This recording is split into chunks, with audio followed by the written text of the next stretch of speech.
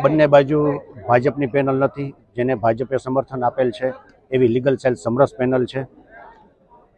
મારી legal cell સમરસ પેનલની તરફેણમાં આ વખતે રાજકોટ બારના વકીલ સભ્યો ઉમેદવારોની તરફેણમાં મતદાન કરવા ઈચ્છતા હોય એવો બહોળો જુવાળ જોવા મળી રહ્યો છે. તમે અત્યારે વહેલી સવારના 9 વાગ્યેથી જ હારો લાગી ગઈ છે અને જે મતદારોનો આ વખતે રોષ છે એ રોષ એવો છે કે આ વખતે રાજકોટ બાર એસોસિએશનમાં પરિવર્તન લાવવા ઈચ્છતા હોય અને જે સરમુખ હત્યાર ચાલી રહી છે એ સરમુખ હત્યારનો અંત લાવવા ઈચ્છતા હોય અને રાજકોટમાં લોકશાહીનું સ્થાપન થાય અને સિનિયરોની જે એક ચિંતા છે કે રાજકોટ બાર એસોસિએશનની જે આનબાન શાનને નુકસાન પહોંચાડવામાં આવેલ છે એ ફરીથી રાજકોટ બાર એસોસિએશનની આનબાન શાન પુનઃ સ્થાપિત થાય એવા શુભ આશયથી આ મતદારો છે આ વખતે સમરસ પેનલને પેનલ ટુ પેનલ મતદાન કરી અને જંગી બહુમતીથી વિજય અપાવશે. અગાઉ આરબીઆઈની એક સિનિયર એડવોકેટની એક પેનલ હતી.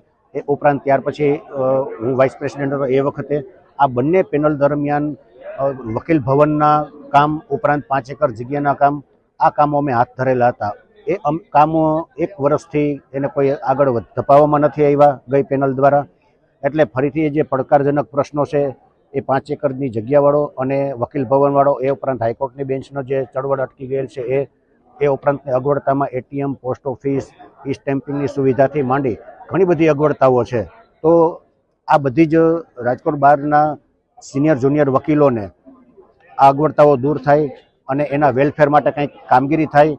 એ ઉપરાંત અમારી સમરસ પેનલે જે અગાઉ જાહેર કર્યું છે કે 108 એડવોકેટની ક્વિક રિસ્પોન્સ સેલ નામની એક ટીમ બનાવશું અને એ ટીમના માધ્યમથી વકીલોના કોઈ પણ પ્રશ્નો હશે એ અમે ઉકેલવા માટે જે બાંહેધરી આપેલી છે એટલે એ જોતા અમારી સમરસ પેનલને જંગી બહુમતીથી વિજેતા અપાવશે. રાજકોટના પ્રબુદ્ધ નાગરિકની આ ચૂંટણી છે. ચોક્કસ હું માનું છું કે રાજકોટના હિતમાં ધ્યાને રાખીને અને વકીલોના હિતને ધ્યાને રાખીને જે પેનલો લડે છે, આરબીઆઈની પેનલ અને સમરસ પેનલ, ચોક્કસ એમાં સારા ઉમેદવારો છે.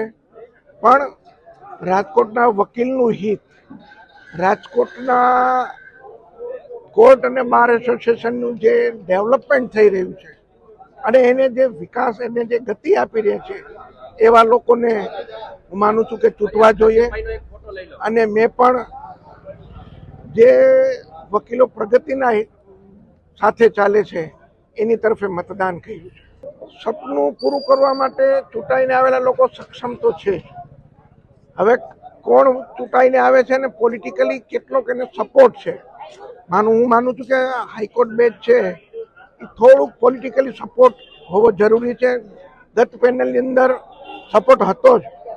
એમપી છે, ધારાસભ્ય, બધા જ લોકો એક થઈ અને હાઈકોર્ટ બેન્ચ માટે લડત આપતા હતા અને આ વખતે પણ રાજકોટનો જન પણ હાઈકોર્ટ બેન્ચ માટે લડત આપશે અને સફળ બનશે. આરબીઆઈની જે પેનલ છે એનો એક તરફો માહોલ છે. ગત વર્ષમાં અમે વકીલોના કામ કર્યા છે, જેથી વકીલો જાણે છે કઈ ટીમ કામ કરે છે અને કઈ ટીમ કામ નથી કરતી. એટલે અમોને કામોના નામે તમામ વકીલો મત આપશે એવી અપેક્ષા છે. બધા વકીલોને ખબર છે કે અત્યાર સુધી જે હાઈકોર્ટની લડત ચાલુ હતી એમાં કોઈ પણ પ્રકારની પ્રપોઝલ મુકાણી નહોતી. ગત વર્ષમાં અમે મારુભાઈની ટીમ સાથે પ્રપોઝલ લેખિતમાં નામદાર હાઈકોર્ટને, સરકારને, સુપ્રીમ કોર્ટને અને રાષ્ટ્રપતિને મોકલી આપેલ છે. અને આ વર્ષે જે ગયા વર્ષે કામ બાકી રહી ગયા હતા એમાં અમે આ વખતે તાત્કાલિક પોસ્ટ ઓફિસ તો મંજૂર થઈ ગઈ છે, પણ એટીએમ તાત્કાલિક વ્યવસ્થા થાય એના પ્રયત્નો કરવાના છે. મહિલા બાર આધુનિક બનાવવાના છે. ફરીથી અમે નેશનલ લીગલનો સેમિનાર કરવાના છે. તેમજ જે જુનિયર વકીલો છે એનામાં અવેરનેસ આવે એના માટે અવેરનેસના કાર્યક્રમો કરવાના છે. હવે જે આક્ષેપો કરે છે હાવ ખોટા છે. પહેલાં તો એને સાબિત કરવા જોઈએ. સાબિત એ લોકો કરી શકતા નથી, પણ સેમિનાર અમારો સારામાં સારો કયો એને કઈ રીતે ડૂબાડવો એવા પ્રયત્નો એ લોકો કરી રહ્યા છે. એટલે આક્ષેપોમાં કોઈ તથ્ય નથી. અને અમે જે કાંઈ હિસાબ હતો એ મારી ભાઈએ મીડિયા સમક્ષ રજૂ કરી દીધો છે. એટલે ભ્રષ્ટાચારના આરોપો જો કરે છે એ પાયા વિહોણા છે હાવ.